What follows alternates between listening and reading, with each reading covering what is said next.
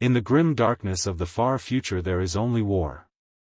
But the deadliest conflicts are those waged without banners or bolters, silent, internal, waged in the shadowed vaults of the human soul where even the Emperor's golden light fears to linger. The Whispering Reliquary was never meant to be found. Sealed beneath the floating cathedrals of Sanctum Aeternum since before the Great Crusade, it was listed in the most restricted Imperial archives as Artifact 001, Origin Unknown, Containment Eternal.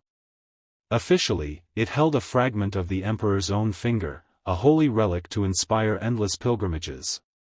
The truth was far worse. It held nothing physical at all. It held echoes. Reflections. The unspoken regrets, the buried doubts, the sins confessed only to the dark inside one's own skull.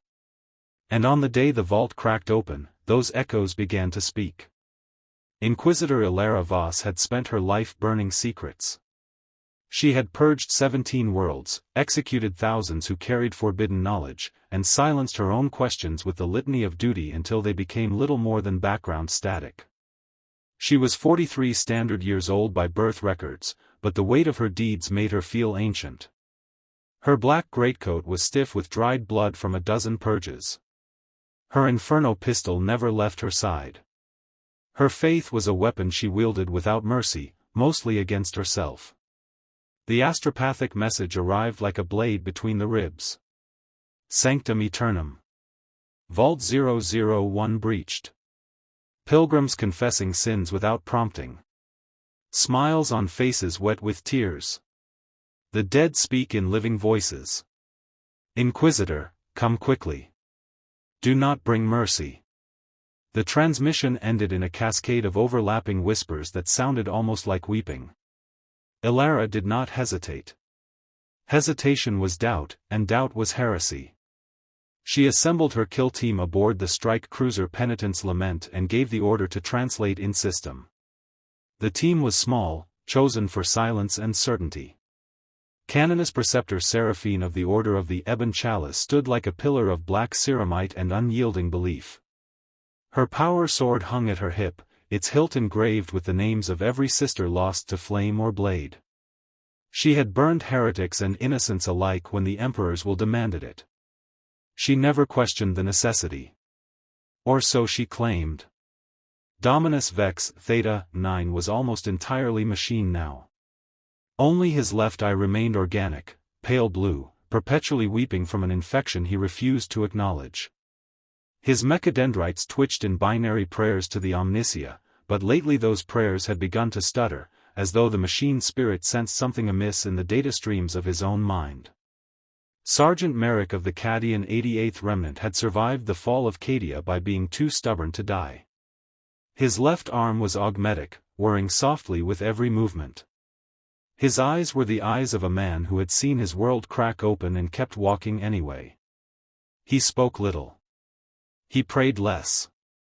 10 Tempestus Scions accompanied them, faceless behind rebreather helms, souls reduced to duty.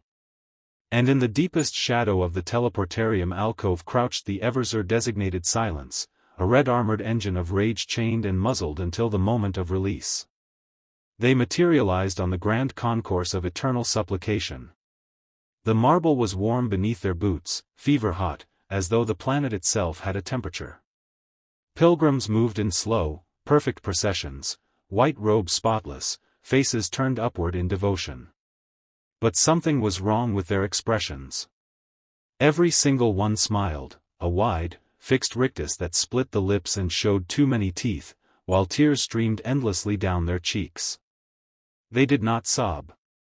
They simply cried without sound, as though the tears were involuntary, like blood from a wound. A child, no older than 10, stepped out of the line and approached Seraphine. His eyes were clear, almost luminous. Mother Superior, he said in a voice far too calm for his age, do you remember Ophelia 7? The village that refused to recant? You stood on the balcony and watched the Prometheum drop. You told the sisters it was purification. But in the quiet after the screams faded, you felt something warm in your chest. A satisfaction. A joy. Why have you never confessed that joy to the Emperor? Seraphine's gauntlet clenched around the hilt of her power sword. The blade ignited with a hiss of sanctified fury. The child did not flinch. He simply turned and rejoined the procession, still smiling, still weeping. Elara felt it then, the first true touch. It was not pain. It was not fear. It was a soft breath against the base of her skull, as though someone stood directly behind her. Elara Voss, the voice whispered inside her mind, calm and patient and impossibly old. You tell yourself the Emperor still loves humanity. But in the locked chamber of your heart, you wonder if he ever did. Or if he simply needed weapons. Tools. Sacrifices. Shall we discuss that now? She clenched her jaw until she tasted copper. No, she muttered under her breath. The voice answered with a soft, sad chuckle. Denial is the sweetest first confession. They pressed deeper into the basilica. The corridors twisted in subtle ways that defied geometry. Archways that had been straight moments earlier now curved gently, leading them downward without apparent descent. Statues of saints lined the walls, millions upon millions, each one rendered in flawless marble, individual eyelashes carved with loving precision. But today every statue's mouth moved. Merrick stopped before one that bore his own face, scarred, weary, the same weary eyes staring back. The statue spoke in the voice of his brother, dead beneath Cadia's rubble. You heard me screaming for 6 hours, Merrick. You could have dug. You had time before the evacuation ships left. You chose to run instead. Why? Marek's hellgun clattered to the marble. His knees followed. I was following orders, he rasped. The statue tilted its head. Orders, or fear? Tears, something Merrick had not shed since the planet cracked, fell onto the stone. Fear. The moment the word left his lips, the statue crumbled into fine white dust. The dust swirled in the air and settled on the floor in perfect formation, etching a single word. Confessed. Merrick stood slowly. The hard lines of his face softened.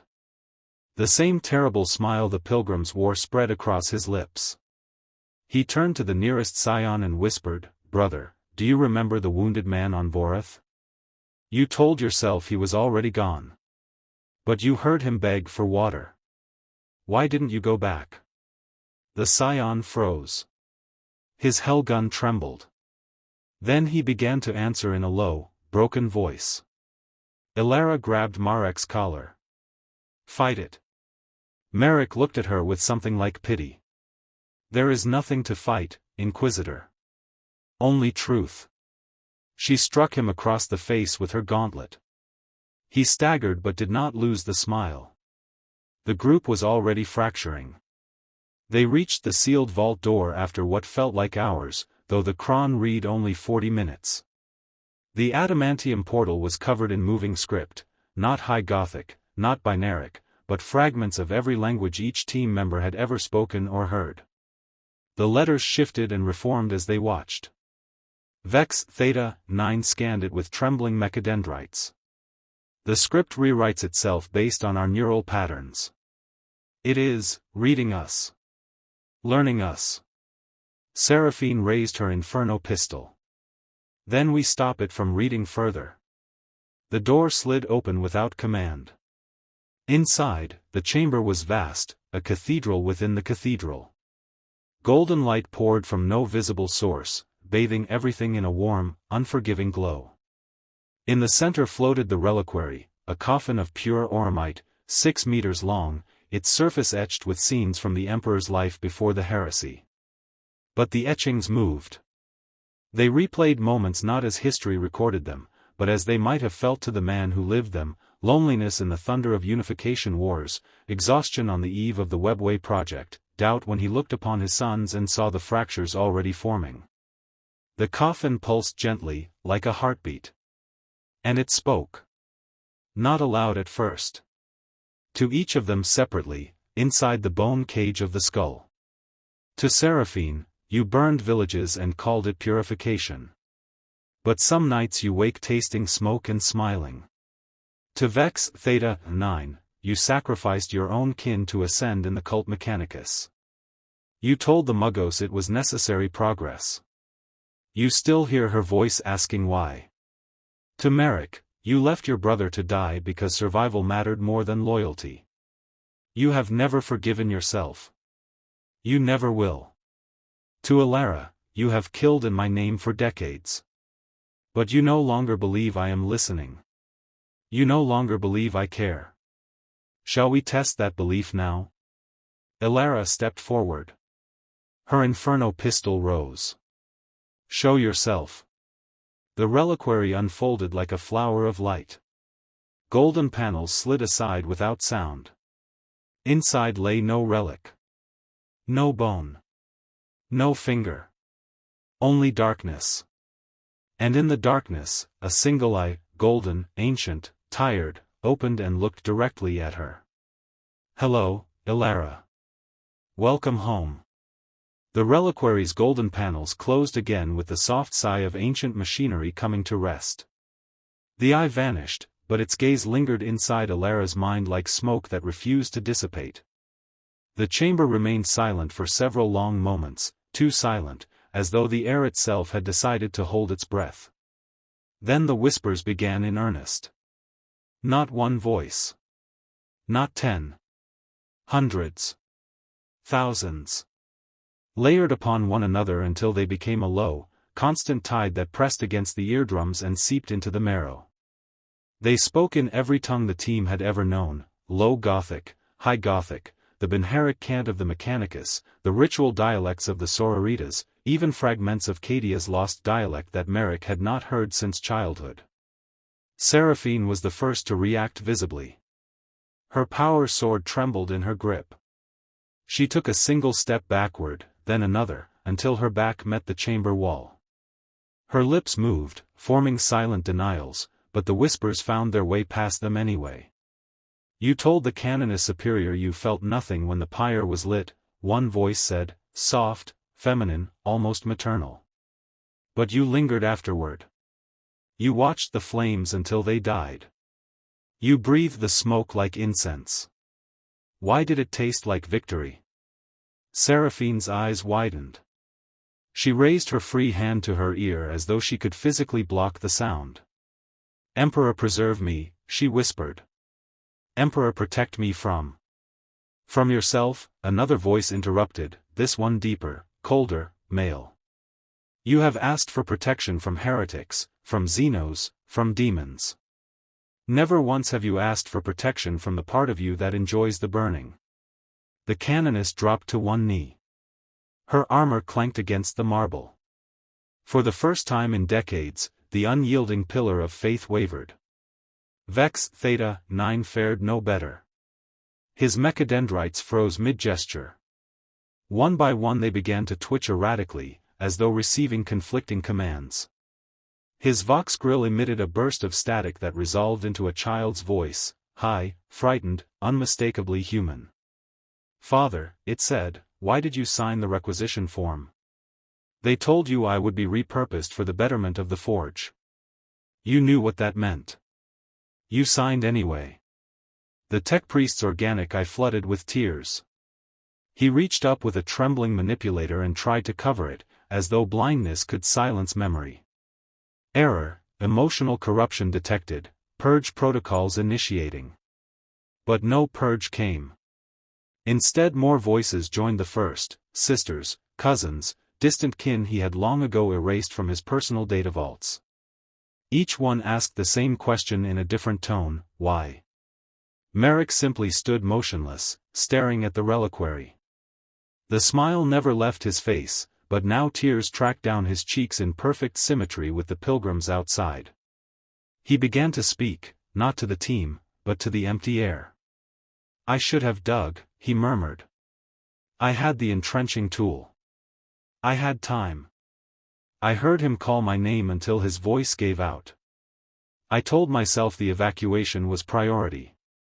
I told myself one more dead man wouldn't matter on a dying world. His voice cracked. I lied. The Scions fared worst of all. One after another they lowered their weapons. Helmets came off. Faces were revealed, young, scarred, hollow. They began confessing to one another in low voices, as though the act of speaking the words aloud might somehow lessen their weight.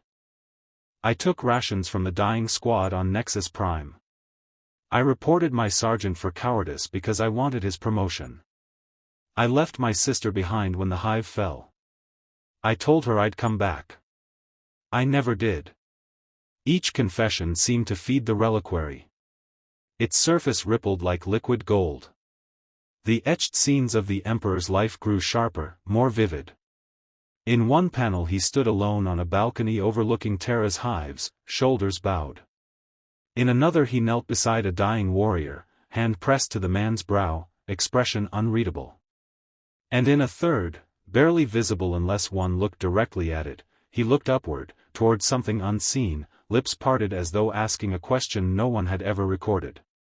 Elara felt every confession as a physical pressure against her ribs. The voices inside her head grew louder, more insistent. You executed the boy on Kaylee's V because he carried a forbidden text. You told yourself he was tainted. But you saw the fear in his eyes. You saw the book was only a child's story collection. You pulled the trigger anyway. You told the widow on Hydrafor her husband died honorably. You never mentioned the execution order you signed yourself. You have spent your life hunting heretics, but the greatest heresy is the doubt you carry in silence. You wonder if the Emperor on the throne is still alive. You wonder if he ever was anything more than a man who dreamed too big and paid too dearly. She took another step toward the reliquary. Her pistol remained raised, but her finger no longer rested on the trigger. It hovered, uncertain. Enough, she said aloud. The voices paused, as though the entire chamber drew breath. Then they answered as one, a choir of every soul she had ever condemned. No, Elara. Not enough. Never enough. The truth is never enough until everything is laid bare. The Everser, silence, chose that moment to break. He had stood motionless since arrival, chained rage held in perfect check by chemglands and neural inhibitors. But something in the whispers found the cracks in that conditioning. His helm cracked open with a pneumatic hiss. Beneath it was not the expected blank-eyed fury, but a face, human, scarred, surprisingly young. His voice was raw, unused to speech. "Mother," he said. A single word. Then he tore the chains from his wrists with a sound like breaking bone. The eviscerator chain blades ignited. He did not attack the team. He did not attack the reliquary. He turned the blades inward. The first stroke carved through his own chest plate. Blood sprayed across the marble in a perfect arc. He did not scream. He simply kept cutting, deeper, methodical, as though excavating something buried inside himself. "I remember," he whispered between strokes. "I remember her face. They took it away. They said memory was weakness. But I remember." He collapsed before the reliquary, blades still whirring, carving furrows in his own flesh until movement ceased. His final breath carried one last word. "Sorry." The body slumped forward. Blood pooled beneath him, creeping toward the reliquary's base. When it touched the auramite, the metal drank it greedily. The coffin pulsed brighter. The eye within the darkness opened again, wider this time, almost sorrowful. Seraphine rose from her knees. Her power sword dimmed, then extinguished. She stared at the fallen assassin, then at the reliquary, then at her own gauntlet hands. "I enjoyed it," she said quietly. "Not every time. Not the children. But sometimes, when the screams were loud enough to drown out everything else. I felt clean." She looked at Elara. "What have we become?" Elara had no answer. The whispers surged again, this time outward, through the vault door, through the corridors, through the basilica, through the floating cathedrals, across the entire surface of Sanctum Aeternum. The planet itself began to confess. Every statue spoke at once. Every pilgrim dropped to their knees and began reciting sins they had carried for decades, centuries in some cases. The floating spires trembled. Incense clouds thickened into faces, millions of faces, each one mouthing silent apologies, accusations, pleas. And beneath it all, a deeper voice rose. Not angry. Not vengeful. Simply tired. If I had known, it said, that divinity would taste this bitter, would have remained mortal. Elara realized with sudden, terrible clarity that the voice was not speaking only to them. It was speaking to the Imperium. And the Imperium was beginning to listen. The reliquary drank the Everzer's blood until the last crimson drop vanished into the Oromite surface. The metal drank not with greed, but with a kind of weary resignation, as though it had tasted blood many times before and found it always tasted the same, bitter, metallic, human. Silence's body slumped forward, blades still spinning uselessly against the marble until the power cells depleted. The chain teeth slowed, stuttered, stopped. The chamber fell quiet again, but it was not the quiet of peace. It was the quiet that follows the moment before a scream. Seraphine stared at the corpse for a long time. Her power sword remained dark in her hand. When she finally spoke, her voice was small, almost childlike. He remembered his mother, she said. After everything they did to him, he still remembered. Elara did not answer. She could not. The voices inside her head had grown so loud they drowned out her own thoughts. They no longer spoke in separate strands. They had become a single, endless litany, a choir of every soul she had ever condemned, every life she had ended, every doubt she had crushed beneath the weight of duty. You told the girl on Thracian 9 that her father died fighting for the Emperor. You never told her you were the one who shot him for refusing to burn his own village. You executed the astropath on board the Lament because he heard something he should not have heard. You told the crew it was warp madness. You knew it was fear. You have spent your life hunting traitors, but the greatest traitor is the part of you that no longer believes the Emperor hears your prayers. She took another step toward the reliquary. Her boots left bloody footprints on the marble, Silence's blood, still warm. The golden coffin pulsed once, twice. The eye within the darkness blinked slowly. Come closer, Elara, it said. Let me show you what I truly hold. She did not want to obey. Every instinct screamed at her to turn, to run, to call for orbital bombardment and glass the entire planet. But her legs moved anyway. One step. Another. Until she stood so close that she could feel the faint warmth radiating from the Oromite, like skin, not metal. The panels unfolded again, this time completely. Inside there was no longer only darkness. There was a mirror. Not glass. Not polished metal. A perfect, flawless reflection that showed not the chamber, not the team, not even Elara as she currently stood. It showed her as she had been at 7 years old, filthy, barefoot, standing in the underhive of Hive Primus on Necromunda. Her mother had just been taken for the labor tithe. Elara remembered screaming until her throat bled. She remembered the arbitrators dragging her mother away. She remembered the moment she stopped screaming and simply stared, numb, empty, already learning that some losses could not be mourned because mourning was a luxury the poor could not afford. The child in the mirror looked directly at her. Why didn't you run after her? The child asked. You could have followed. You could have died with her. Why did you stay alive instead? Elara's throat closed. She tried to speak, but no sound came. The child tilted her head. Because you were afraid. Because you wanted to live. Because deep down you already knew the Emperor doesn't save everyone. He only saves what is useful. The mirror shifted. Now it showed her at 14, Scola Progenium recruit, standing in line for the first time she killed a training servitor. She remembered the moment the lost gun bucked in her hands. She remembered the instructor praising her aim. She remembered feeling nothing. The 14-year-old in the mirror spoke next. You felt nothing then. You feel nothing now. Why do you pretend the Emperor's light warms you when all you carry inside is cold? Another shift. Now she saw herself at 23, first purge as an acolyte. A hive spire declared heretical. Civilians running. Children crying. She gave the order. The flammers opened up. She watched until the screams stopped. Then she walked through the ashes and felt clean. The 23-year-old smiled the same smile the pilgrims wore. You liked it, she said. Admit it. You liked the silence afterward.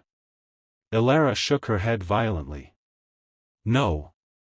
The mirror laughed, soft, sad, her own laugh from decades ago. Liar. Seraphine had risen to her feet.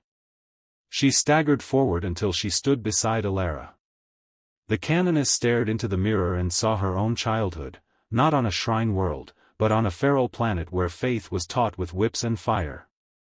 She saw the day she first burned a mutant child because the preacher said it was mercy. She saw the day she realized she enjoyed the power more than the mercy. I never told anyone, Seraphine whispered. Not even my confessor. The mirror answered her in the voice of the child she had burned. You didn't have to tell anyone. I knew. Seraphine dropped her sword. It clanged against the marble. She sank to her knees again, this time not in prayer, but in surrender. Vex Theta 9 approached last. His mechadendrites hung limp. His organic eye wept openly now.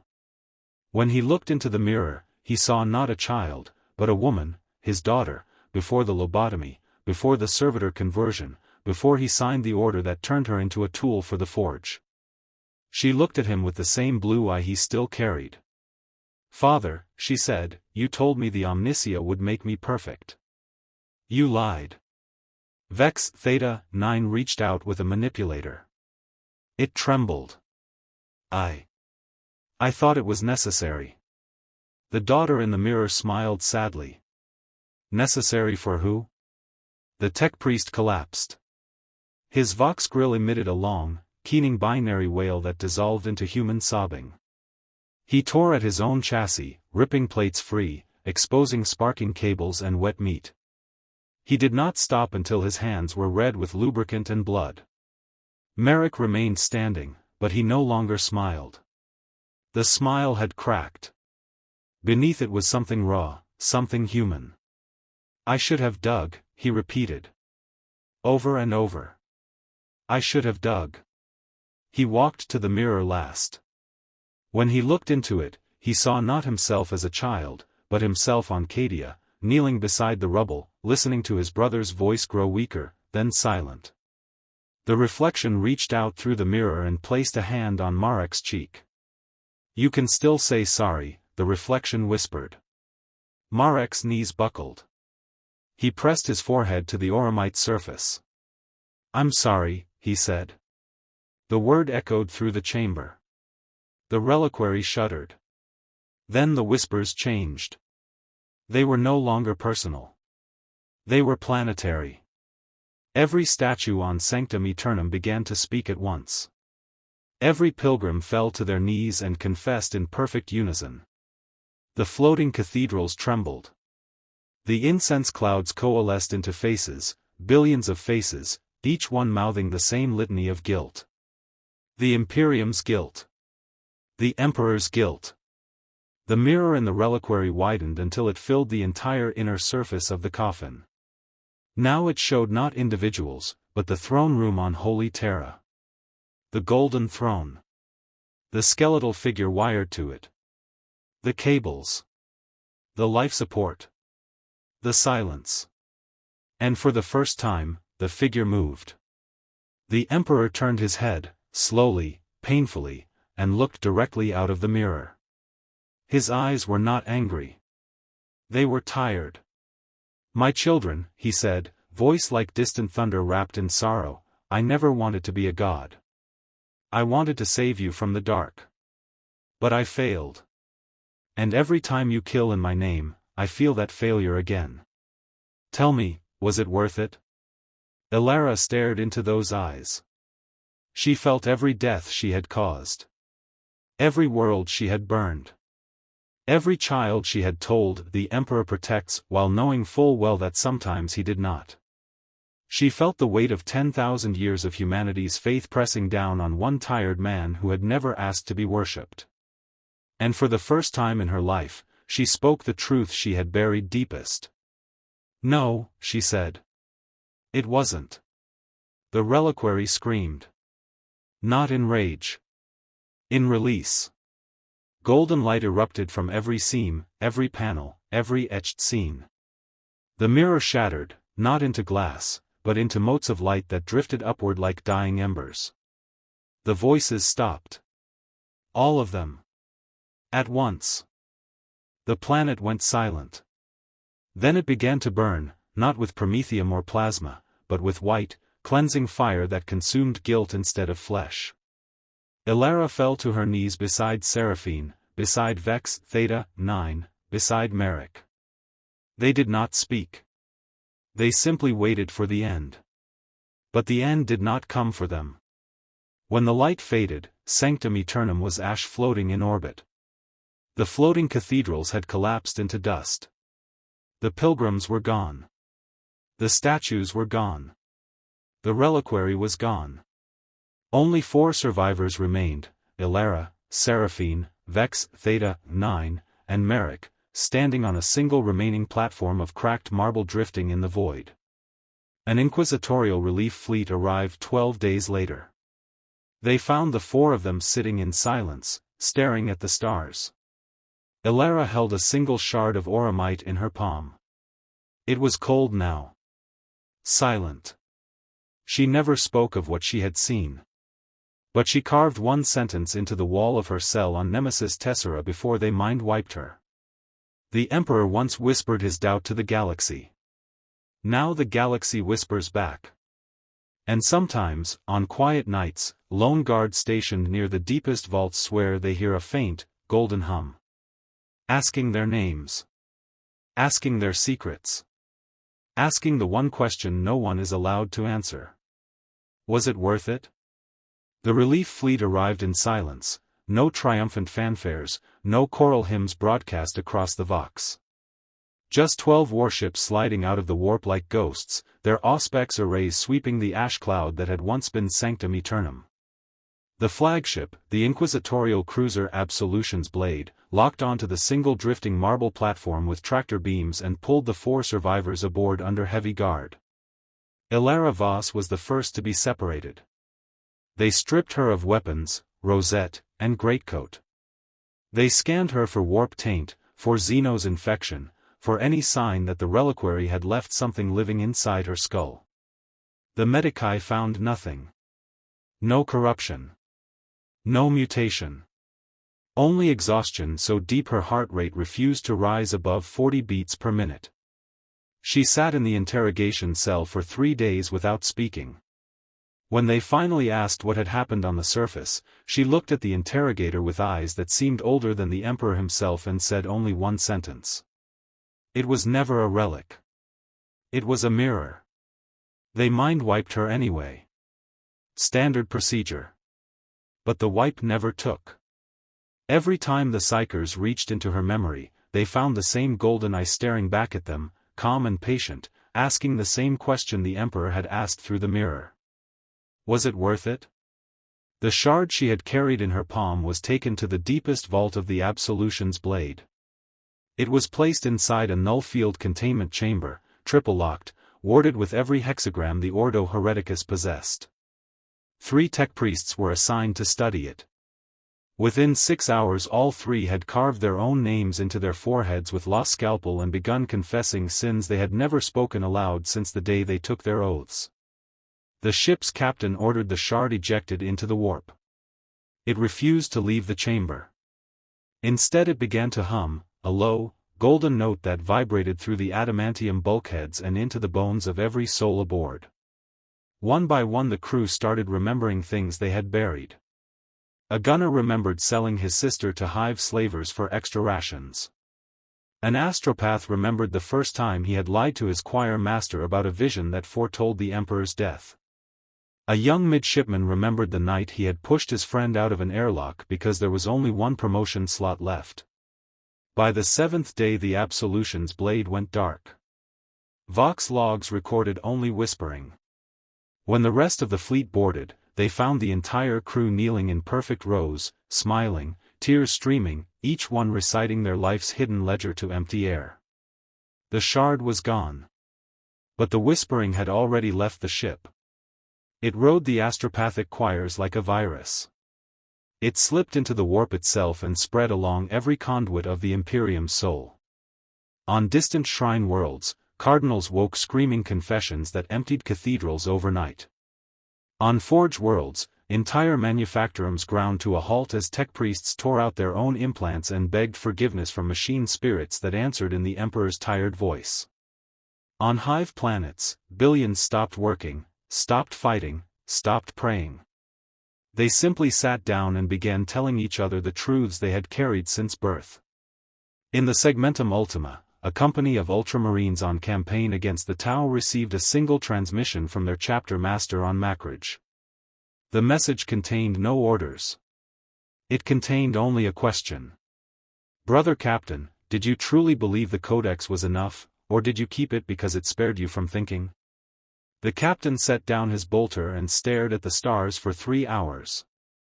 Then he ordered his entire company to stand down. They knelt in the dust of the alien world and began confessing every deviation from the Codex they had ever committed in secret. When the Tau arrived expecting battle, they found only silent, smiling space marines reciting sins to the sky. The whispers reached even the Eye of Terror. On a demon world where Khorne's skull thrones rose like mountains, a bloodthirster paused mid-slaughter. For the first time in 10,000 years it heard something that was not rage. It heard regret. The greater demon dropped its axe and listened as the voice of its own long-forgotten mortal self asked why it had chosen the skull throne over the simple life of a farmer it had once been. The demon screamed, not in fury, but in something dangerously close to sorrow. Its legions faltered. For 7 days the eye grew quieter than it had been since the heresy. On Cadia's remnants, the few surviving regiments heard the voice of the planet itself. It spoke with the voices of every guardsman who had died there. It asked each living soldier why they had kept fighting when they knew the world was already lost. Many laid down their weapons. A few turned them on themselves. The rest fought harder than ever, because the only way to drown the question was with more war. Elara Voss was transferred to the fortress of Nemesis Tessera under maximum secrecy. They gave her a cell with no windows, no Vox, no company. They fed her through a slot. They watched her through picked recorders that recorded nothing but static laced with golden light. She sat on the floor every day and carved the same sentence into the wall with a shard of her own broken rosette. The Emperor once whispered his doubt to the galaxy. Now the galaxy whispers back. She carved it until the wall was covered floor to ceiling. Then she started on the floor. Then the ceiling. When they took the rosette away she used her fingernails. When her fingers bled she used her teeth. The medici sedated her. She woke up and started carving again. On the 312th day of her confinement, the guards found her standing in the center of the cell. The shard of oromite she had carried from Sanctum Aeternum had returned somehow, resting in her open palm though it had been locked in a vault 3 sectors away. It was glowing softly. Elara looked directly into the picked recorder and spoke for the first time since the planet died. "It is not gone," she said. "It never was. It is inside every one of us now. The Emperor's doubt. Our doubt. They are the same thing." Then she smiled, the same terrible smile the pilgrims had worn. She placed the shard against her own chest. It sank into her flesh without resistance, like a key into a lock. Golden light poured from her eyes, her mouth, the wounds on her hands. She did not scream. She simply looked up at the ceiling and asked one final question aloud. Was it worth it, Father? The light filled the cell. The picked recorders exploded. When the guards finally breached the door, they found nothing but empty manacles and a single line freshly carved into the wall beneath all the others. Ask yourself. The fortress went into lockdown. Every Inquisitor on Nemesis Tessera began hearing whispers in their sleep. Some confessed. Some burned their own libraries. Some walked into the void without helmets. The shard was never found again. But the whispering never stopped. It moved through the Imperium like breath through a dying man. It rode supply convoys and pilgrim fleets. It hid in the sermons of missionaries and the battle hymns of Astartes. It waited in the silence between the Emperor's prayers. And every so often, on a battlefield, in a chapel, in the dark of a hive under hive, a lone soul would pause, bolter half-raised, prayer half-spoken, and hear the same tired, golden voice ask the only question that had ever truly mattered. Was it worth it? Some answered yes and kept fighting. Some answered no and walked away smiling. Some never answered at all. Those were the ones the whispers followed longest. And somewhere, in the deepest vault of the Emperor's own mind, sealed behind 10,000 years of pain and silence, the original voice that had started everything listened to the galaxy whispering back and, for the first time in millennia, allowed itself the smallest, saddest smile. Because the mirror had finally done what no Primarch, no crusade, no sacrifice had ever achieved. It had made humanity look at itself. And the reflection was still talking. The whispers did not fade with Sanctum Eternum's ashes. They multiplied. In the Segmentum Solar, on the shrine world of Ophelia 7, Cardinal Ignatius the Unyielding was delivering his annual sermon to a congregation of 2 million pilgrims packed into the Basilica of the Eternal Flame. He had just raised his crozius to proclaim the Emperor's undying vigilance when the first whisper reached him, not through the voxcasters, not through the air, but directly into the marrow of his skull. Ignatius, do you remember the night you ordered the pyres lit for the suspected mutants in the lower hive? You told the Ecclesiarchy Council it was to protect the faithful. But you stayed until dawn, watching the smoke rise, and you felt relief. Not sorrow. Relief. Why? The cardinal froze mid-gesture. His crozius trembled. The congregation noticed the change immediately, the sudden silence, the way his lips parted without sound. Then he spoke, voice cracking like dry parchment. I felt relief, he said aloud. 2 million faces turned toward him in perfect unison. The cardinal continued, words tumbling out as though pulled by invisible strings. I told myself they were tainted. I told myself the Emperor demanded purity. But some of them were children. Some of them begged. And I was glad when the flames took them. Because it meant I was safe. Because it meant I was righteous. Gasps rippled through the basilica. Then silence again. Then, slowly, one by one, the pilgrims began to speak as well. First a few dozen. Then hundreds. Then thousands. Confessions poured out in overlapping waves, thefts from the tithe, lies to confessors, secret hatreds toward the mini-storm, moments of doubt about the Emperor's divinity, moments of pleasure in another's pain. The cardinal dropped to his knees. His crozius clattered down the steps. He tore at his robes until his chest was bare and began carving the word, forgive, into his own flesh with the sharp edge of his rosarius. The sermon never finished. The basilica never emptied. By dawn the entire population of Ophelia 7 was kneeling in the streets, confessing in perfect harmony. The floating cathedral bells rang without ringers. The pyres, long cold, reignited spontaneously and burned with white flame that gave no heat, only light. Word spread through astropathic relays faster than any official bulletin. But the relays themselves were compromised. Every message carried an echo now. Every astropath who touched the network heard the same question before they could send or receive. Was it worth it? On the forge world of Graia, Mugos Dominus Kale, 9, Vor was overseeing the final assembly of a new Titan Legion when the first whisper reached his noosphere. It bypassed every firewall, every data ward, every scrap code filter. It arrived as clean binaric cant. You sacrificed 3 entire forge clans to meet the production quota for the Warmaster. You told the Fabricator General the shortfall was due to xenos sabotage. You knew the clans were loyal. You erased their data tombs so no one would ask questions. Why did you do it? Kale, 9, Vor froze. His mechadendrites locked in mid-gesture. For the first time in 4 centuries his organic remnant, a tiny sliver of brain tissue, felt something it had not been programmed to feel: shame. Around him, the assembly lines ground to a halt. Servitors stopped moving. Skitarii lowered their weapons. Tech priests across every manufactorum level tore open their own chassis and began reciting in perfect synchrony the exact moments they had chosen: efficiency over mercy, progress over morality, the machine over the man.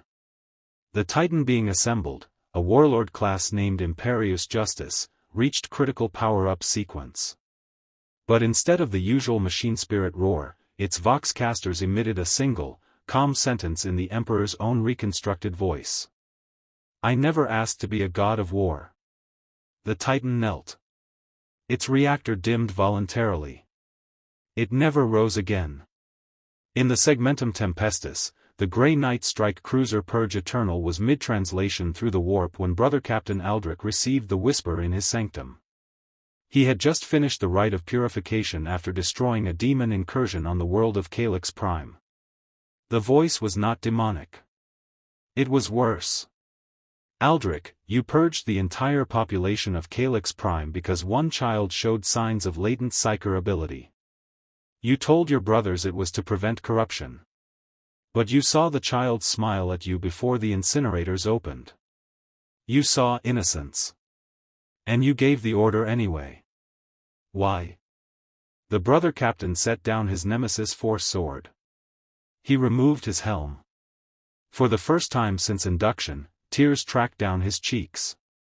I was afraid, he whispered. I was afraid that one child could doom us all. I was afraid I would fail the Emperor. He walked to the bridge. Every Grey Knight aboard heard the same confession echoing in their minds simultaneously. One by one they laid down their weapons.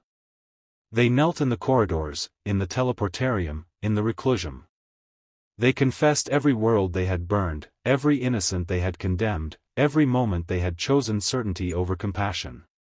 The strike cruiser emerged from the warp on a collision course with a nearby forge moon. It never fired a shot. It simply broadcast one message on all Imperial frequencies before deliberately overloading its plasma drives. The Emperor doubts.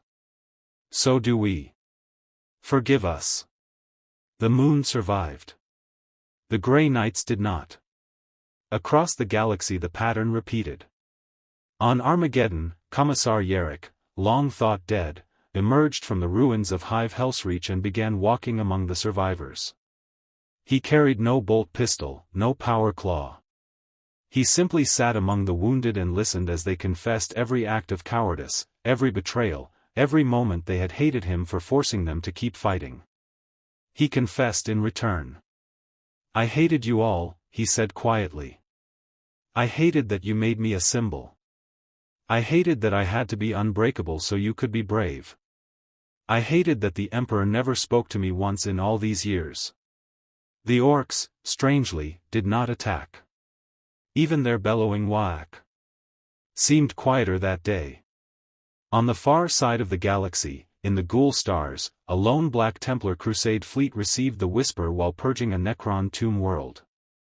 The marshal leading the crusade paused mid-swing of his power sword and asked his brothers the question that had haunted him since he took his vows.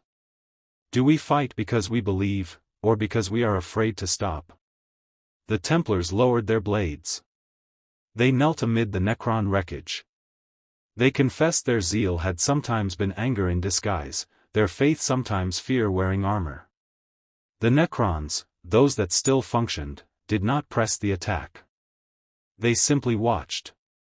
And in the deepest reaches of the webway, far from human sight, a single harlequin paused mid-dance. The laughing god's troop fell silent. The solitaire looked upward, as though listening to a voice no one else could hear. Then it spoke a single line in perfect High Gothic. Even the gods doubt. The performance ended. The webway grew quiet. Back on Nemesis Tessera, Elara Voss's cell had been sealed for months. No one entered. No one left. The picked recorders showed only static now, golden static that never cleared. But one night, the fortress astropath received a single, untraceable message from nowhere. It contained no words. Only a question. Was it worth it? The astropath clawed his own eyes out before he could reply. And somewhere, beyond the veil of reality, beyond the golden throne, beyond pain and divinity and time, a tired man on a broken throne allowed himself one final, silent thought. Perhaps, he whispered to no one and everyone, it still can be. The whispers never truly stopped. They simply became quieter. They became part of the background hum of the Imperium. They became the pause between prayers. The hesitation before pulling a trigger. The moment of doubt before saying, "The Emperor protects." And in that moment, in every soul across 1,000,000 worlds, the mirror remained. Still reflecting. Still asking. Still waiting for an honest answer. The whispers did not conquer the Imperium in a single day. They did not arrive with fanfare or apocalypse. They arrived the way rust arrives, slow, patient, inevitable. On the hive world of Necromunda, in the underhive of Hive Primus, a gang lord named Razor Kale sat on his throne of scrap and skulls. He had ruled his territory for 12 years by fear alone. His enforcers carried chainblades etched with tally marks for every rival they had gutted. That night, as he counted his latest tithe of stolen rations, the whisper found him. "Razor, do you remember the boy you killed when you were 15? The one who refused to join your gang? You told your crew he attacked first. But he was unarmed. You cut his throat because he looked at you like you were nothing. You still see his eyes when you sleep. Why have you never said his name aloud?" Razor froze. The tallymark chainblade slipped from his fingers.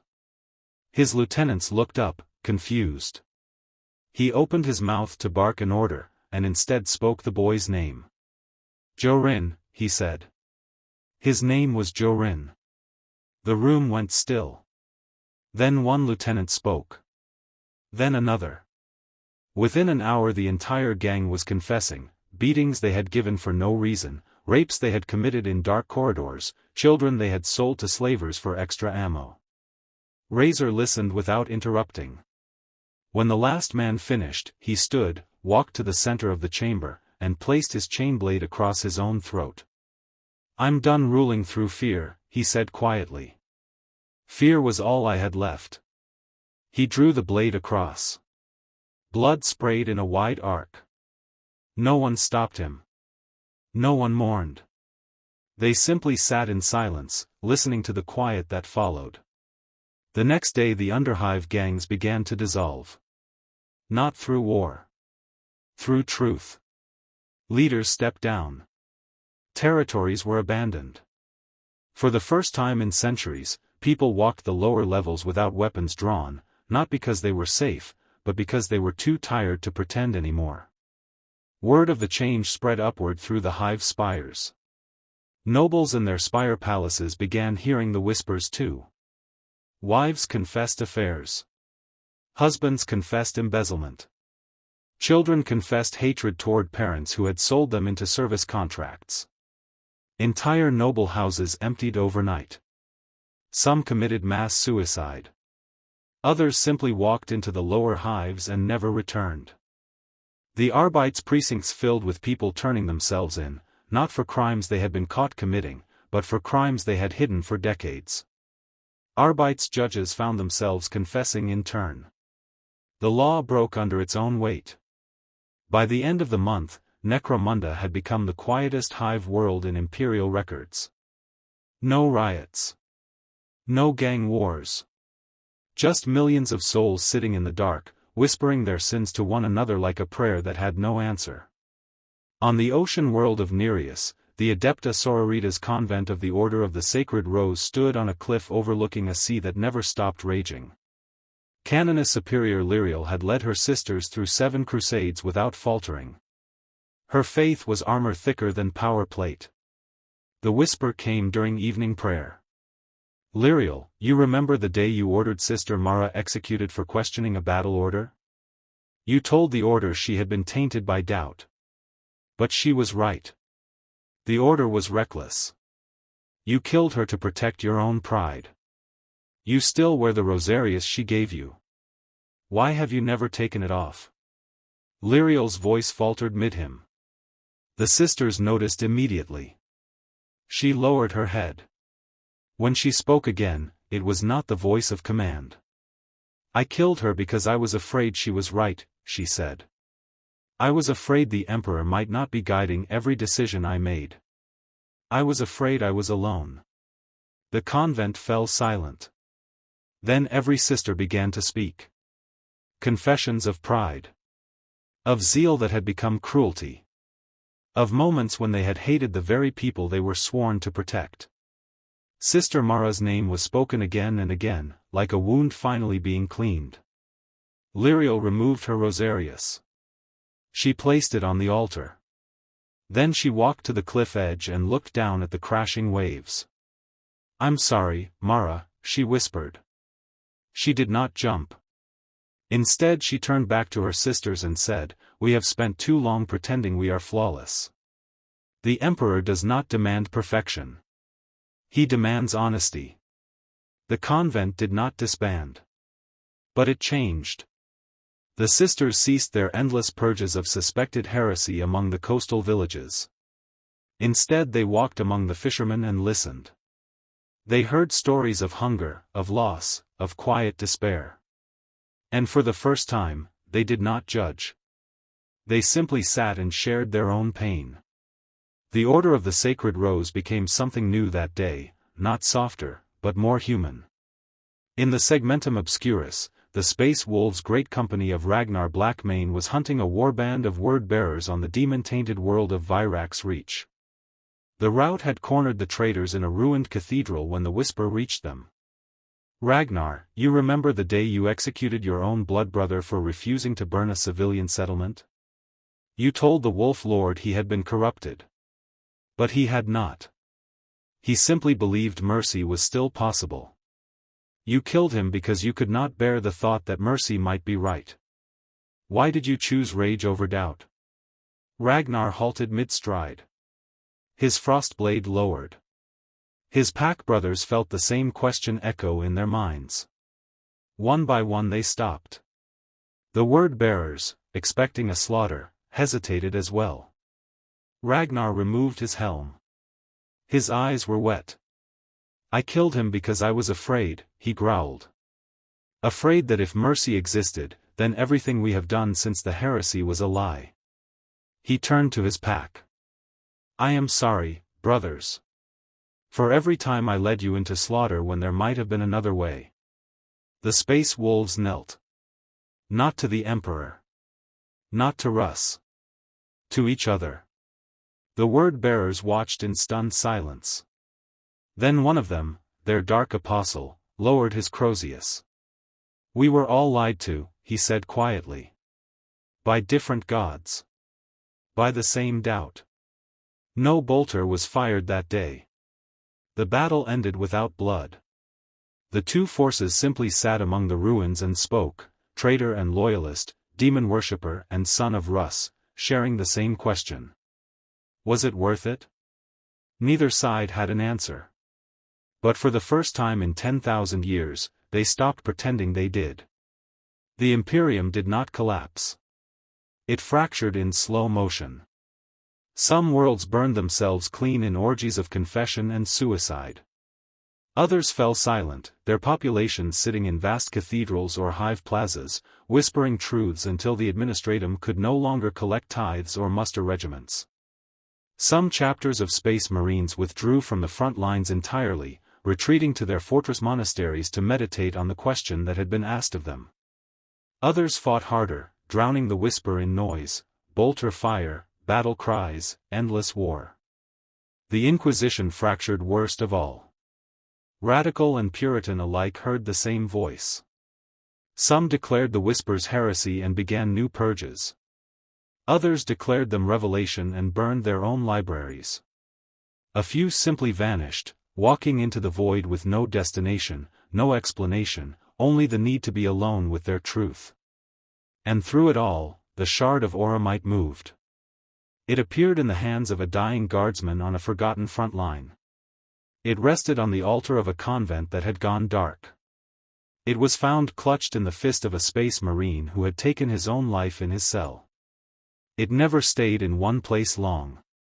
It simply waited for someone to pick it up, to look into its golden surface, and to ask the only question that remained. Elara Voss was never seen again after the light filled her cell. But sometimes, on worlds where the fighting had stopped, survivors reported seeing a woman in a tattered black greatcoat walking among the ruins. She carried no weapons. She asked no questions. She simply listened. And when someone finally spoke their truth aloud, she would nod once, sad, tired, almost kind, and walk on.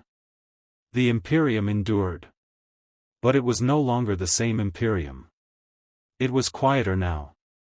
More honest. More broken. And in the silence between the prayers, between the bolter shots, between the screams of the dying, the original voice, the one that had started everything, still listened. It did not speak again. It did not need to. Humanity was finally answering for itself. The whispers had become part of the Imperium's heartbeat now, subtle, persistent, inescapable. They did not demand revolution. They did not call for rebellion. They simply refused to let anyone pretend anymore.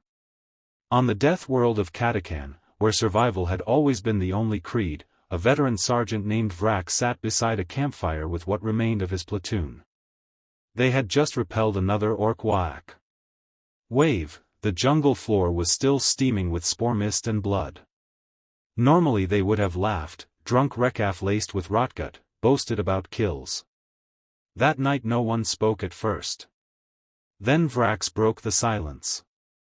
I left my kid brother behind on the evac shuttle when the greenskins hit the landing zone, he said, staring into the flames. He was 12. He begged me to take him. I told him there was no room. There was room. I just didn't want to carry dead weight. The other Katakans looked at him, not with shock, not with judgment. With recognition. One by one they began to speak. I shot a wounded man in the back because he was slowing us down.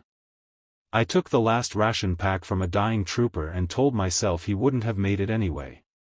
I laughed when the commissar executed my best mate for cowardice. I laughed because I was glad it wasn't me. The fire crackled. No one moved to silence them. No one moved to punish them. They simply kept talking until dawn. When the next orc wave came, the Katakans fought with the same savage skill, but something was different. They no longer shouted war cries of defiance. They fought in near silence, as though the confession had burned away the need for bravado. When the orcs were broken, the survivors did not loot the corpses. They buried their own dead properly for the first time in years. Then they sat again and continued confessing, old sins, new sins, small sins, terrible sins. The jungle listened. The Katakan devil rats listened. Even the plants seemed to lean closer. No commissar arrived to execute them for morale collapse. No commissar survived long enough to try. On the shrine moon of Sanctuary 101, the Adeptus Mechanicus research station known as Forge Epsilon had been silent for 3 weeks. The last Vox transmission had been a single binaric phrase repeated endlessly. Data corruption, emotional. Purge impossible. When an explorator fleet finally arrived to investigate, they found the entire station's population, 3,000 tech adepts, engineers, servitors, sitting in perfect concentric circles around the central noosphere hub. Every single one had removed their cranial plating. Exposed brains glistened under the lumens. Thin wires connected each mind to the hub. They were not dead. They were sharing. One by one, in perfect synchrony, they recited every moment they had chosen the cold logic of the machine over the warmth of humanity. Every servitor conversion they had authorized knowing the subject was still conscious. Every STC fragment they had hidden from rivals out of pride. Every prayer to the omnisia that had been a lie to cover fear. The explorator Muggos who led the boarding party listened for 5 minutes before removing his own cranial cowl. He joined the circle. His voice joined the chorus. The station never transmitted again. But the noosphere pulse that escaped carried the confessions outward, raw, unfiltered, emotional data flooding every forge world within 3 subsectors. Production quotas were ignored. Assembly lines stopped. For the first time in recorded history, entire forge temples held moments of silence that were not scheduled rites. The Mechanicus did not fall. It simply paused. And in that pause, something almost forgotten began to stir, curiosity about what it meant to be more than mechanism. On the frontier world of Tarkus Secundus, a small community of Imperial Guard veterans had settled after mustering out. They farmed groks, raised children, tried to forget the wars. One evening, during the harvest festival, an old sergeant stood to propose a toast to the Emperor's protection. Instead he said, "I executed 3 of my own men for desertion on Vostroya Prime. They weren't deserting. They were shell-shocked. I shot them because the commissar was watching. I needed to look strong." The toast died in every throat. Then the man beside him spoke. Then the woman across the table. By midnight the entire settlement was confessing, every lie told to children about heroic deaths, every medal earned on false reports, every night they woke screaming and pretended it was nothing. The children listened wide-eyed, not in horror, but in wonder. For the first time they heard adults speak without slogans, without propaganda, without armor. When dawn came, the veterans did not go back to work immediately. They sat together in the fields and continued talking. The children joined them, not confessing sins, they had few, but asking questions. Why did you keep fighting if you were afraid? Why did you tell us the Emperor always wins? What happens if he doesn't? The adults had no answers. But they did not silence the children. They listened. That small settlement on Tarkus Secundus became the first place in the Imperium where truth was treated not as heresy, but as legacy. The Whispers had not destroyed faith. They had stripped away everything that was not faith. And what remained was raw, fragile, human, and terrifying in its honesty. Far above, on the penitent's lament, now drifting without course after the loss of its senior officers, a single surviving astropath sat blindfolded in the choir chamber. She had clawed her own eyes out weeks earlier to stop seeing golden light. But the Whispers still reached her. She spoke aloud, voice cracked from disuse. "I heard the Emperor's voice once, before the throne. He was not angry. He was lonely. He asked me if we would still love him without his miracles. I told him yes. I lied. I loved the miracles. I loved the power. I did not love the man." She removed the blindfold. Empty sockets wept golden tears. Then she smiled, the same smile that had spread across Sanctum Aeternum. "I'm sorry," she said to the empty chamber. "I'm finally sorry." The penitent's lament drifted on. No one came to salvage her. No one needed to. The Whispers had already taken everything worth saving. And somewhere, beyond the edge of Imperial space, beyond the reach of astropathic relays, beyond even the Emperor's fading light, a single shard of auramite floated in the void. It no longer needed to be carried. It no longer needed hands. It simply drifted, humming softly, waiting for the next soul brave enough, or broken enough, to listen. The galaxy had begun its longest confession. It had no end in sight. But for the first time in 10,000 years, it was speaking with its own voice. Not the voice of gods. Not the voice of emperors. The voice of people who had finally stopped pretending. And the silence that followed each truth was no longer empty. It was full of possibility.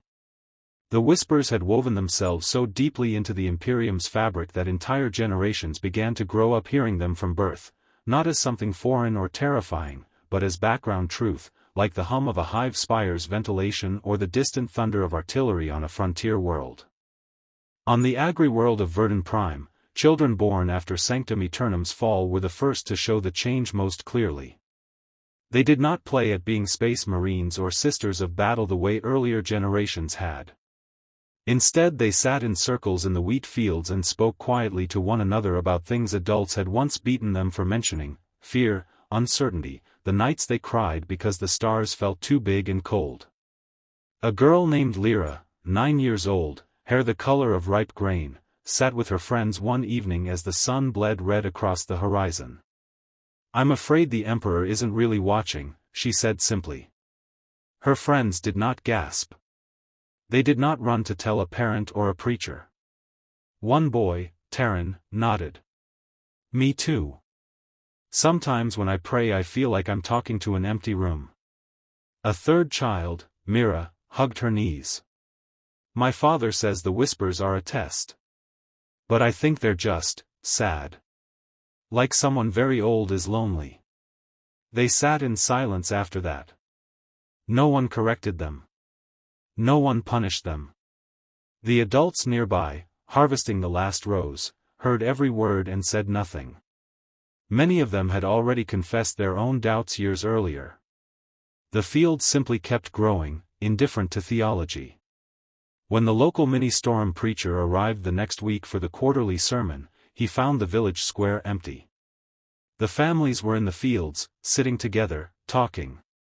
He walked among them, crozius in hand, ready to demand obedience. Instead an old farmer stood up. "Father," he said, "I have something to tell you." He confessed that he had falsified tithe records for 20 years to feed his neighbors during the blight. The preacher listened.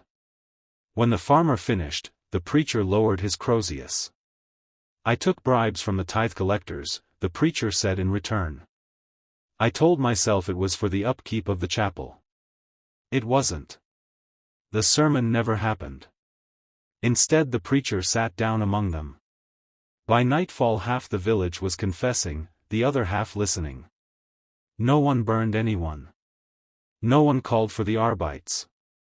They simply talked until the stars came out. Word of Verdun Prime spread slowly, too slowly for the administratum to react with full force. When an inquisitorial delegation finally arrived 6 months later, they found a world still producing its quotas, still loyal in its way, but different. Chapels stood open at all hours, not for mandatory prayer, but for voluntary conversation. People entered alone and left with someone else, talking quietly. No hymns drowned out the voices. No incense masked the smell of honest sweat and earth. The inquisitor in charge, a stern woman named Inquisitor Calyx, ordered her retinue to prepare for purge protocols. Then she heard the whisper herself. "Calyx, you executed your own mentor when he began to question the Puritan path. You told the Ordo he had fallen to radicalism. He had not. He had simply begun to ask whether endless killing was the only way to preserve faith. You killed him to protect your certainty. Why are you still so afraid of questions?" She froze in the village square. Her storm troopers waited for the order. She gave none. Instead she walked into the nearest chapel, sat on a pew, and, for the first time since childhood, spoke aloud the thing she had buried deepest. "I'm afraid he isn't there anymore," she said to the empty altar. I'm afraid we've been alone all this time. A farmer sat beside her. A child sat on the other side. They did not preach. They listened. Calyx stayed on Verdun Prime for 3 months. When she left, she did not file a report of heresy. She filed nothing at all. Her ship translated away without fanfare. The Inquisition never heard from her again. Years passed. The Imperium did not fall in fire and ruin. It changed in shades of quiet. Some sectors clung to the old ways with desperate violence, purging anyone who spoke of the Whispers, burning entire worlds to silence them. Those sectors grew darker, more brittle, more fanatical. Their faith became a shield against truth rather than a path toward it. Other sectors, especially the frontier zones, the forgotten places, became quieter, gentler, more introspective. Regiments fought when they had to, but they no longer glorified slaughter. Chaplains spoke less of wrath and more of endurance. Children were taught that doubt was not the enemy of faith, it was its shadow, and shadows only exist when there is light somewhere. The Shard of Oromite continued its slow journey. It appeared in the hands of a rogue trader on the edge of the eastern fringe. He looked into it, confessed a lifetime of profiteering off human suffering, then sold everything he owned to build orphanages on the worlds he had once exploited. It appeared in the reclusium of a Dark Angel's fortress monastery. A librarian held it and confessed the shame of hunting fallen brothers not for redemption, but for secrecy. The chapter did not fracture further. It simply grew more silent, more watchful, more honest with itself. It appeared one final time on Holy Terra itself, resting on the steps leading to the Eternity Gate, unnoticed amid the endless pilgrim crowds. A young pilgrim girl, barefoot, carrying nothing but a small offering of dried flowers, saw it first. She picked it up without fear. It felt warm, like sunlight trapped in metal. She looked into its surface and saw not her reflection, but the face of a tired man with golden eyes. He did not speak. He simply looked at her with something very close to gratitude. The girl smiled, the gentle, unafraid smile of someone who had never been taught to fear questions. I'm not sure if you're still listening, she whispered to the shard. But if you are, thank you for letting us talk back. She placed the shard gently on the step and walked on toward the gate. The shard did not vanish immediately. It simply dimmed. Its hum faded to nothing. And for the first time in 10,000 years, the galaxy breathed a little easier, not because the questions had been answered, but because they were finally allowed to be asked. The Imperium endured. Changed. Scarred. More human than it had been in millennia. And somewhere, beyond the throne, beyond pain, beyond silence, a weary soul on a broken seat allowed himself the smallest exhale. Not victory. Not defeat. Just relief. That his children had finally learned to speak without waiting for permission. The Whispers never truly ended. They simply became something else.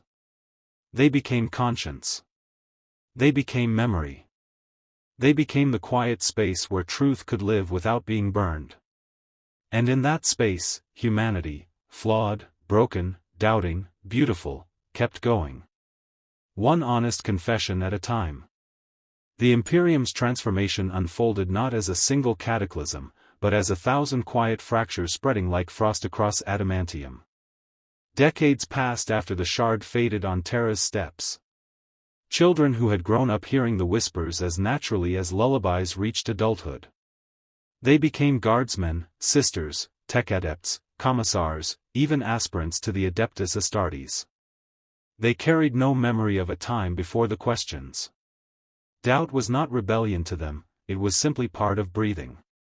On the Forge world of Ryza, now called the Quiet Forge by those who still remembered the old name, a newly ordained tech priest named Soren 11 completed his first independent rite of activation on a newly consecrated Leman Russ battle tank.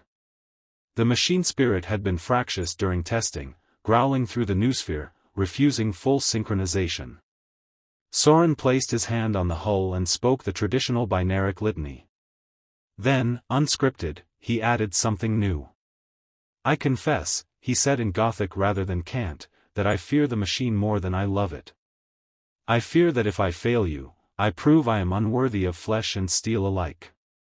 The tank's engines purred once, soft, almost gentle. The noosphere link stabilized instantly. The crew compartment lights shifted from combat red to steady amber. The engineers watching from the gantry exchanged glances. No one rebuked him. No one logged the deviation as heresy. Instead, one of them, a veteran Muggos who had survived the first wave of confessions, nodded slowly. "Truth aligns the cogs better than dogma ever did," she said. The Lehman Russ rolled forward under its own power, smoother than any newly blessed machine had any right to be. Across the galaxy similar moments multiplied. A sister Repentia squad on the hive world of Kar Duniash did not charge headlong into a Genestealer cult uprising with the usual death wish hymns. Instead, their Repentia mistress gathered them before battle and asked each one, "Why do you seek martyrdom?" They answered honestly. "Because I am ashamed of surviving when others died. Because I hate the part of me that still wants to live. Because I believe death is the only proof I am forgiven." The mistress listened without judgment. Then she removed her hood. "I seek it," she said, "because I am terrified that forgiveness might actually be possible while I still breathe." They did not abandon their vows. They did not flee the fight. But they fought differently, methodically, protectively, covering one another without reckless abandon. When the cult was broken, more of them walked off the battlefield alive than had ever done so before. The Order recorded the battle as a victory. They did not mention the conversation that preceded it. Even among the Adeptus Astartes the change took root, slowly, unevenly, but undeniably. The Iron Hands clan, known as the Steel Confessors, once the most rigid and machine-obsessed of their chapter, began a practice that would have been unthinkable a century earlier. After every campaign they held what they called the Rite of Exposed Iron.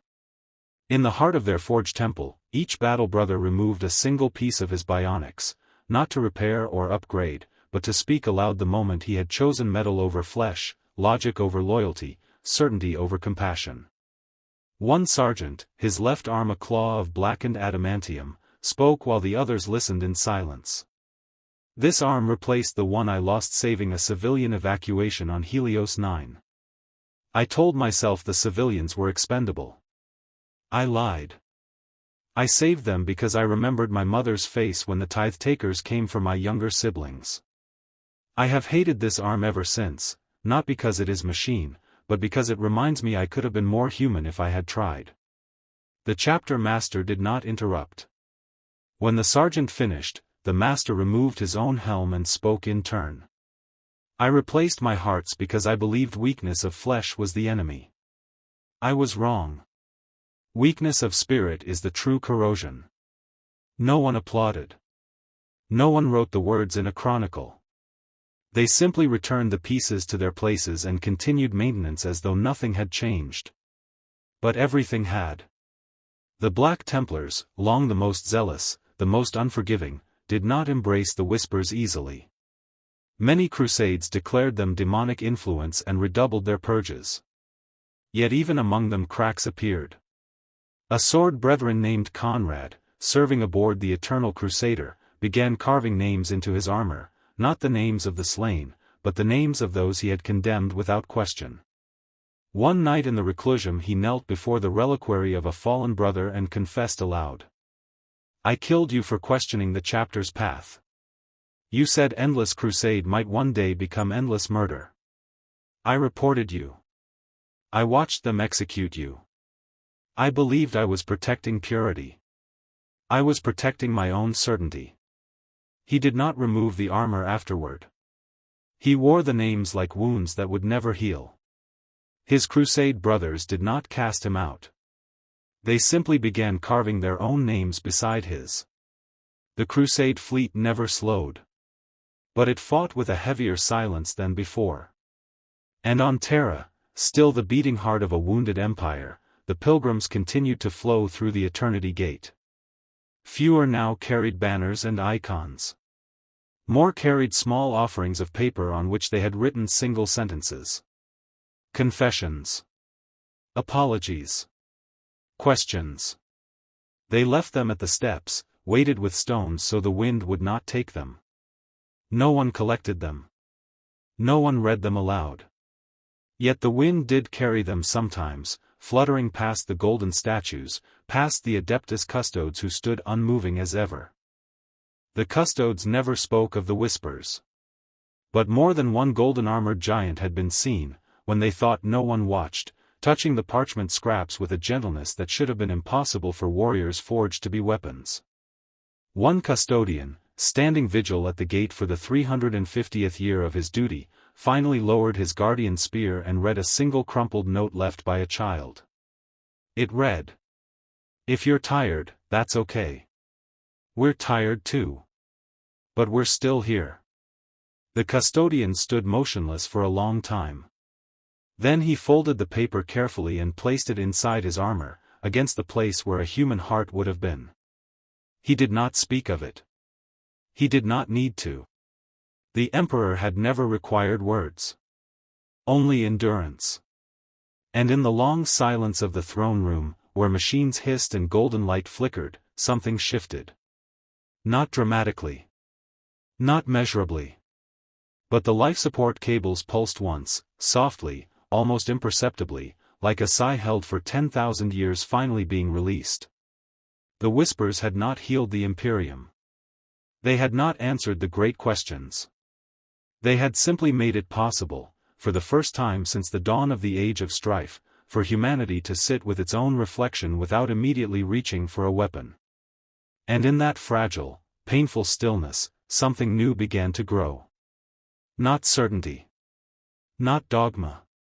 Not even hope, exactly. Just the possibility that tomorrow might contain fewer lies than today. That was enough.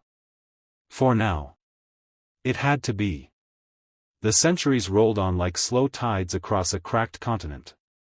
The Imperium, still vast, still brutal, still clinging to its throne of bones, had learned to live with the echoes of the Whispering Reliquary the way a scarred body learns to live with old wounds, not healed, not forgotten, simply incorporated. The practice of silent hour became widespread. On hive worlds it was enforced by vox sirens that fell silent at dusk for 1 full hour. No work. No hymns. No orders. Only people sitting, on hab steps, in manufacturer aisles, in cathedral naves, listening to whatever rose inside them. Some spoke aloud. Some wept. Some stared at nothing. The Arbites no longer broke the silence with shock mauls, they sat too. On Forge worlds the hour was called cycle pause. Assembly lines stopped. Forge spirits were given no new commands. Tech adepts removed one augmetic component, not to repair it, but to hold it and remember why it had been installed. Many of those components were never reinstalled. Among the Astra Militarum the tradition evolved into truth muster. Before deployment, regiments formed hollow squares. No commissar presided.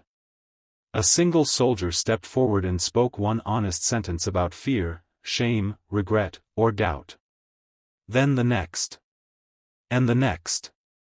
They did not have to be dramatic confessions. Sometimes it was only, "I'm afraid of dying tomorrow. I miss my mother. I don't know why we're still fighting." When the circle closed, the regiment saluted, not the Aquila, not the regimental standard, but each other. Then they marched to war. Casualty rates did not drop dramatically. War remained war. But desertions fell. Fragging incidents nearly vanished. Men and women fought beside one another with a strange, quiet ferocity, not because they believed victory was certain, but because they had already looked at the worst inside themselves and chosen to stand anyway. The Adeptus Astartes adapted unevenly. Some chapters, the Imperial Fists, the Raven Guard, incorporated confession into their meditation rites. A brother would kneel before his squad, remove a single pauldron or vambrace, and speak of the moment he had faltered, the brother he had failed, the civilian he had not saved. The squad listened without comment. Then they replaced the armor and continued drills. The Space Wolves called it the Night of Open Jaws. Around great fires they told not sagas of glory, but sagas of shame, the time they had been too slow, too proud, too cruel. The sagas were not shorter for being honest. They were longer. More jagged. More real. The Dark Angels resisted longest. Their obsession with secrecy had been their armor for 10 millennia. Yet even among them the whispers worked like slow acid. One by one, brothers began leaving small parchment notes inside their cells, names of fallen they had hunted not for redemption, but for shame. The notes were never read aloud. They were simply burned together in a brazier every equinox. No ceremony. No words. Just fire-eating paper. The Death Watch, ever the silent observers, changed most quietly of all. When a kill team returned from a mission, they no longer filed sealed reports first. They sat in a circle in the Watch Fortress Reclusium and spoke of what they had done, what they had failed to do, what they had felt. A salamander spoke of mercy he had shown to a wounded xenos. An ultramarine spoke of rage he had not controlled. A raven guard spoke of fear he had hidden behind shadow. No one was censured. No one was celebrated. They simply listened. And when the next call to arms came, they answered, not as perfect angels of death, but as men who had already looked into the mirror and survived the reflection. On Terra, the pilgrim road to the Eternity Gate grew longer each generation, not because more people came, but because they walked slower. They no longer chanted endlessly. They walked in small groups, talking quietly. Some carried no icons at all. Some carried only a single sentence written on cloth or parchment. The Adeptus Custodes, those golden statues given life, began a practice no record had ever noted before. At the changing of the guard, when one custodian replaced another at the gate, the departing warrior would pause, touch the pauldron of the newcomer, and speak a single sentence. Not a litany. Not a command. A confession. I doubted today. I felt anger when I should have felt only duty. I remembered a face from before I was remade. The new guardian never answered. He simply nodded once. Then the old guardian walked away down the long corridor, helm still on, shoulders fractionally lower than when he had arrived. No one spoke of it. No one wrote it down.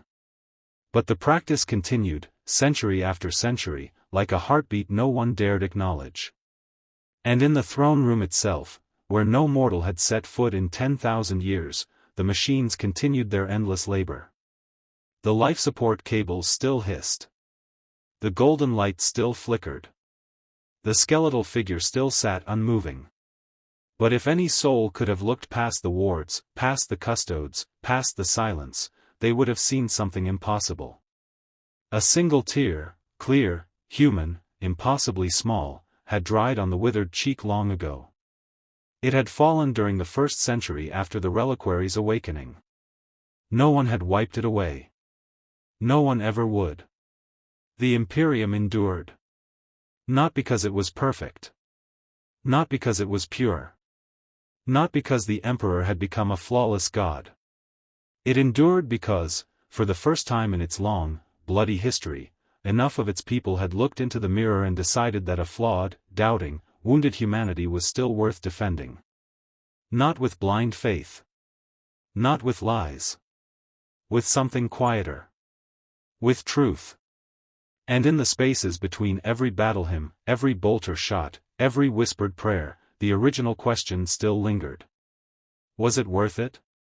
No one answered it the same way twice. Some said yes with tears in their eyes. Some said no and kept fighting anyway. Some never answered at all, and that silence became its own kind of prayer. The galaxy turned. The Imperium breathed. And somewhere, in the deepest vault of every human heart, a small golden shard still hummed, soft, patient, eternal. Listening. Always listening. The Imperium's long, slow metamorphosis stretched across centuries, then millennia. The whispers of the reliquary never disappeared completely.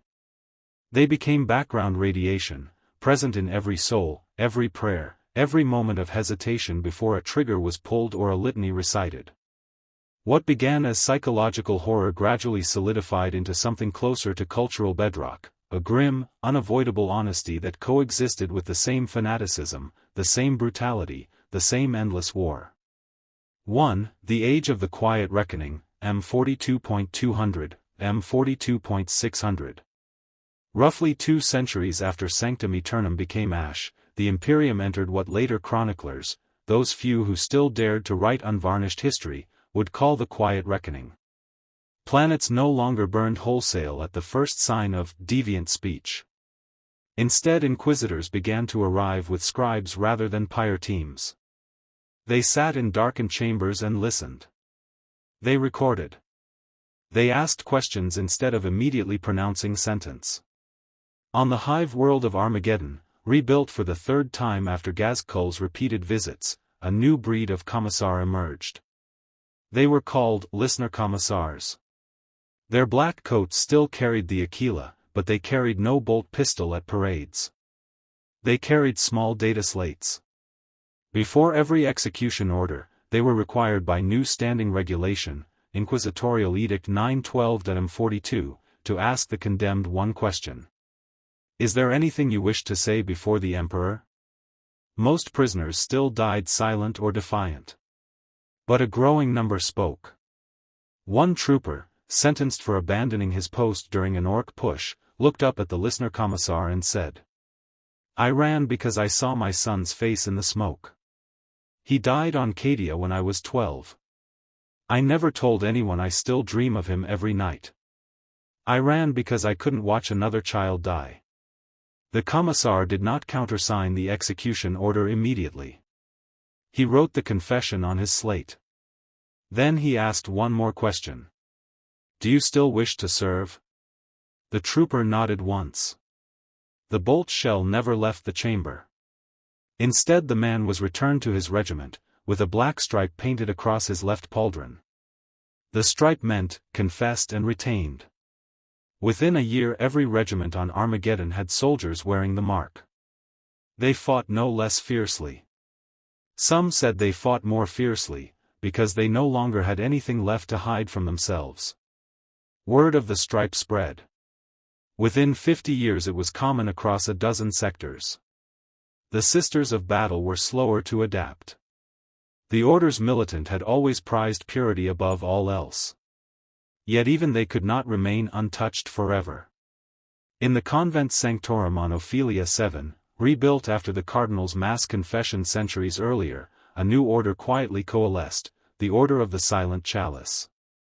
They wore black armor with a single white chalice on the left pauldron, no flame iconography, no skulls, only the cup turned downward as though emptying itself. Their battle cry was no longer, "Suffer not the unclean to live." It was simply, "We remember." Before every deployment the sisters gathered in a circle. Each removed one gauntlet and placed it in the center. Then each spoke of a single moment when they had chosen judgment over mercy, certainty over doubt, flame over forgiveness. No one interrupted. When the last sister finished, they replaced the gauntlets and marched to war. They still burned heretics. They still purged xenos. But they burned and purged with open eyes, knowing exactly whose hands held the torch. The Adeptus Mechanicus changed in ways no previous generation could have predicted. On Mars itself, in the deepest vaults beneath the Noctis Labyrinthus, a conclave of senior magi gathered every solar decade for what they called the Rite of Unmasked Data. They disconnected from the noosphere. They removed every non-vital implant. What remained was raw, wet tissue and a few crude augmetics. They spoke, not in binaric, but in Gothic. They confessed every time they had suppressed a discovery because it threatened doctrine. Every time they had sacrificed human workers to protect sacred technology. Every time they had chosen the cold perfection of the machine over the messy imperfection of the creator. One ancient archmagos, his face little more than a skull wrapped in synth skin, spoke last. I erased the memory of my own birth name so that I could ascend without attachment. I now remember it again. It was Lyra. I was once called Lyra. He never reconnected to the noosphere fully after that rite. He walked the surface of Mars with only a simple red robe and a staff. He listened to forge workers. He listened to servitors that still retained fragments of personality. He listened to the wind that blew through the rusted canyons. He died a century later, unaugmented, unimmortalized, unlamented by the cult Mechanicus as a whole. Yet thousands of low-level adepts quietly adopted his name as a private prayer. Lyra, they whispered when no one was listening. A reminder that even the machine had once been born human. The Space Marine chapters adapted in fragments, never uniformly, never peacefully. The Ultramarines codified a practice called the Hour of Plain Speech. Once per standard year, every company captain sat with his warriors in the Fortress Monastery refectory. No titles. No ranks. Only names. Each warrior spoke one truth he had never spoken before. No judgment was passed. No penance was assigned. The hour ended. They returned to drills. Some chapters rejected the practice violently.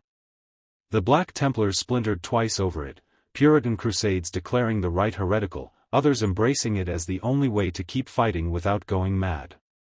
The Dark Angels eventually allowed a modified version in their deepest cells. A single fallen name could be spoken aloud, not to outsiders, but to one other brother. The listener swore never to repeat it. The speaker kept the secret no longer alone.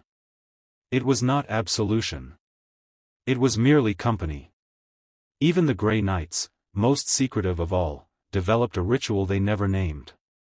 After every demon purge, the surviving brothers gathered in a chamber sealed from all auspex and vox. They removed their helms. They looked one another in the eye. And they spoke of the moment during the battle when they had felt fear, not tactical fear, but existential fear that the warp might be right, that chaos might be the natural state, that the Emperor's light was only a candle in an endless storm. They never recorded the words. They never repeated them outside that chamber. But they carried the memory forward. And somehow, knowing that every brother had felt the same terror made the next battle slightly less lonely.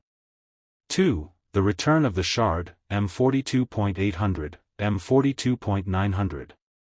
Around 800 years after the Reliquary's awakening, reports began to surface of a golden object appearing on battlefields.